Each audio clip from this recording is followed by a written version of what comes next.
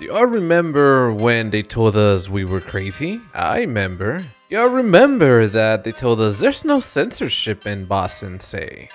You're just imagining things. You're being a conspiracy theorist. Well, I remember. Let's cut through the nonsense right now. YouTube's whole "we're just a neutral platform" claim? Complete and utter fantasy.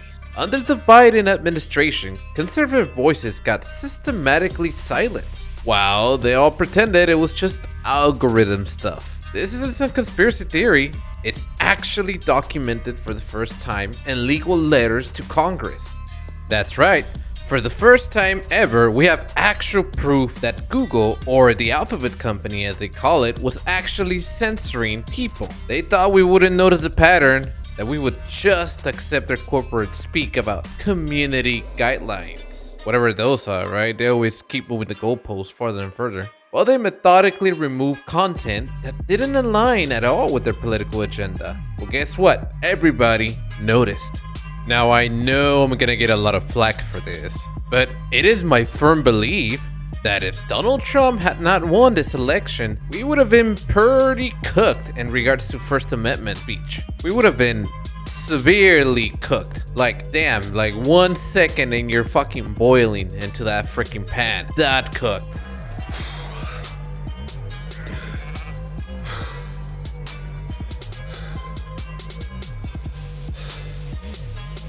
They were doing so much shady shit under Biden. Now, I'm not saying that they're not doing the same during Trump, right? But Biden, or, more or less his cabinet, or whoever the hell was in control, because that old man certainly wasn't in control, was running a crusade on free speech. Just look at the way Antifa does it right now. That was their motto for 4 years. Eliminate the free speech, control the narrative, and push propaganda.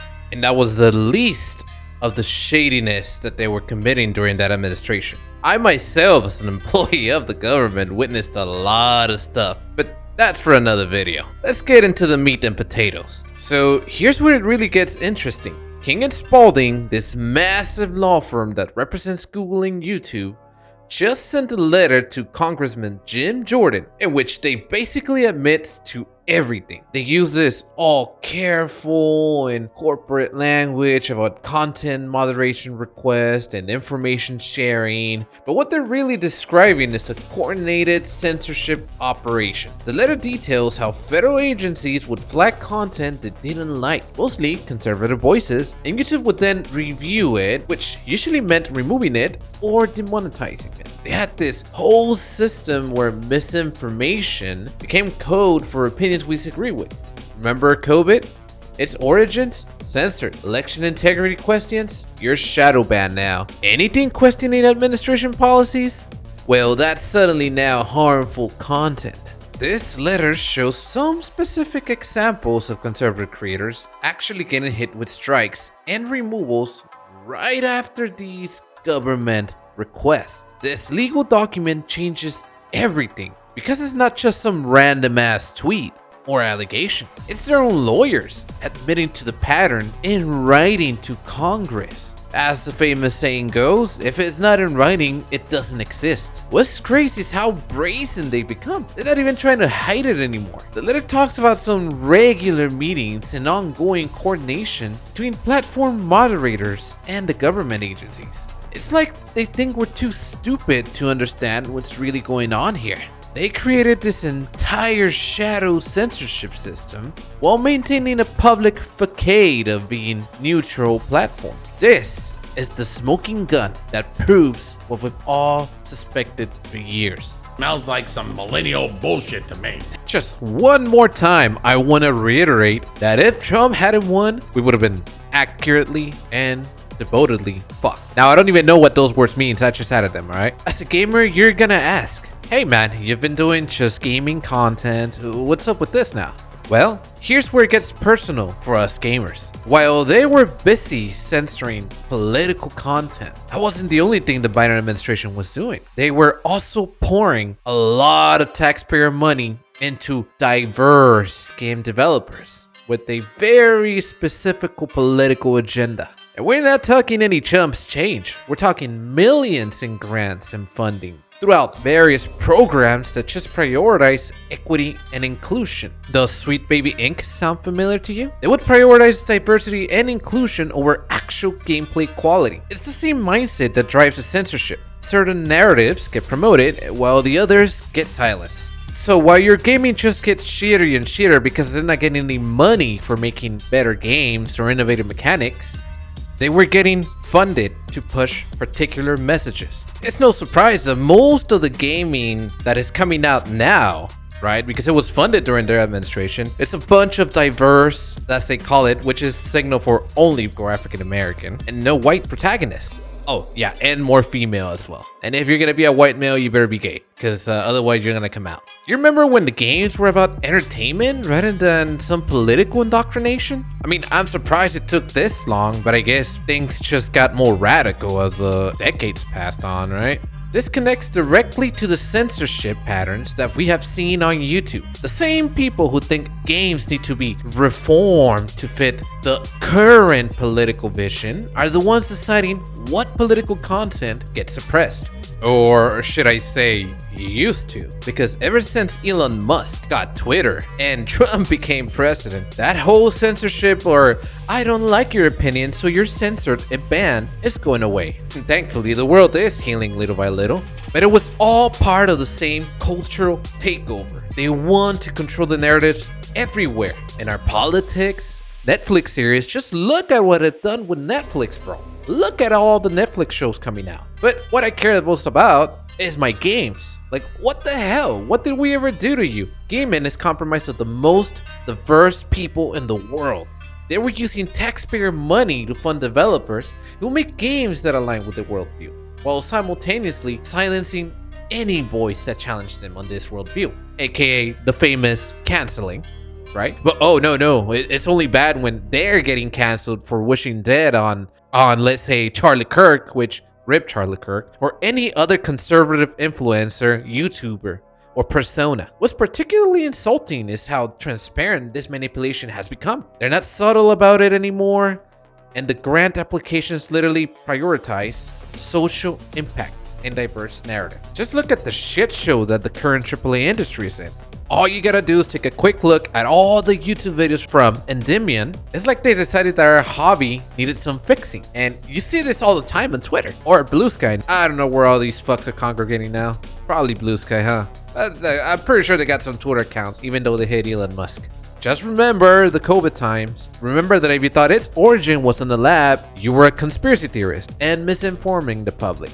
Even though the Biden admin knew it fully well. There's no way with all the intel resources our government has that they didn't know this. Hell, they were funding the damn laboratory, along with like 5 other countries. Alright, let's get on topic before I start an entirely different topic for the video, right? Back to the censorship, or let's say the inside of it. Here's where the pieces really started to fit together. The exact same playbook they were using in gaming, labeling things as harmful or problematic, is what they were deploying against political content. Now, there were always rumor about this. I remember it was like, oh man, my views disappear. Like, hey, this guy, like his videos are not coming out unrecommended anymore. And I am subscribed to that guy. It wasn't a coincidence that gaming journalism started pushing this purity test right around the time where the political censorship really ramped up. And that was near the election. They were using the same language, the same justification, the same corporate speak. But it wasn't only them. That's what's scary. Any anti-China channels were having their subs mysteriously disappear as well. So anti-China and conservative YouTubers were being messed with 100%. The algorithm manipulation was particularly sinister. So those rumors about creators getting mysterious drops in reach, videos just not showing up in recommendations, comments getting filtered into oblivion, they were all there. All the signs pointed this were there and we ignored it. Meanwhile, extreme leftist content that actually violates guidelines gets promoted, aka Hassan Piker. But he's not the only one. I've seen a lot of channels pushing actually violent rhetoric, and they stay up, while conservatives with a little commentary would get demonetized.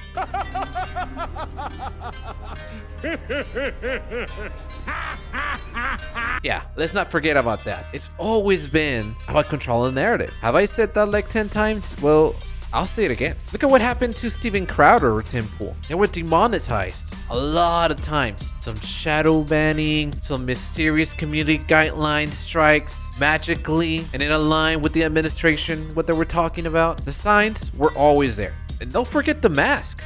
Like, if you suggested not to wear a mask and that they weren't 100% effective, oh, you're harmful to the public. Removed. But while conspiracy theories from the other side, perfectly fine. The hypocrisy is absolutely staggering. And it is something that I've learned. The left is highly hypocritical. They do not stand on their values. They say they want freedom of speech, but that's not true. They don't want freedom of speech. They want only freedom of speech for themselves, not for you, not for anybody that opposes their worldview. You are not allowed, sir. This has set an incredibly dangerous precedent for both gaming and political discourse. We're already seeing it with review bombing, with some pressure on platforms to curate more content more aggressively. They want to sanitize everything, make it safe, inoffensive, and completely bland. But gaming has always been about pushing boundaries, about creativity, about sometimes being edgy and controversial, of course. The importance of protecting all speech, even unpopular takes, is that it creates a space for innovation and authentic expression. When you start censoring one type of content, you create a very slippery slope where suddenly everything becomes subject to approval by either some committee or self-appointed morality police. Even if you're not political, you should honestly care, because the same infrastructure that is being used to censor political speech has been turned on gaming content. The algorithms don't really distinguish between political misinformation and gaming opinions we dislike. They just execute the programming they're given. If we accept censorship in one area, we're accepting the system that enables censorship in all areas. And that is something nobody clearly wants, except probably those Antifa idiots. Anyways, YouTube has already proven that they can be influenced, whether by our government or the Chinese government. Hell, even Europe can influence them. We are in very dangerous times, people. As a content creator, you should be wary of what YouTube, Google, or any social media platform can do to you. The way they can sabotage you. Because I'm pretty sure Google and YouTube weren't the only ones doing this. I know for a fact Facebook was running with their whole misinformation campaign as well. And Twitter before Elon Musk. So what do you guys think about this? Do you support the actual First Amendment, not just what Antifa says it is? Has your trust been eroded in social media platforms? Does this just confirm your thoughts? Let me know in the comments. I'm always open for discussion. Thank you very much for watching the video. I appreciate it. And stay tuned for my next video, which will actually cover the First Amendment. And then from then, we might do something about that so-called magical due process Democrats keep calling for when it comes for immigration and how it is being followed and they want more than the law is. Thanks for tuning in. This is Rich Skylar and I'm out.